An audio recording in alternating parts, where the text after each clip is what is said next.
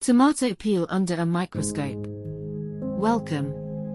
Under the microscope, the tomato peel reveals a fascinating array of cellular structures and textures.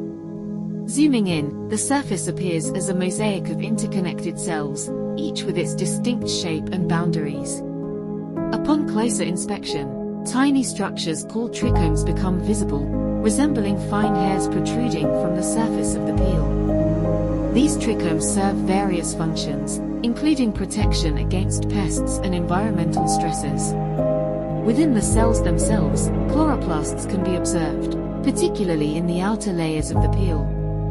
These chloroplasts contain chlorophyll, the pigment responsible for the green coloration of plants, and are crucial for photosynthesis, the process by which plants convert light energy into chemical energy.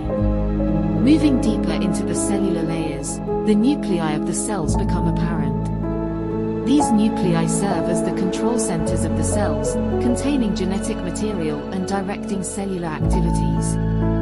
Throughout the peel, a network of cell walls provides structure and support, maintaining the integrity of the tissue.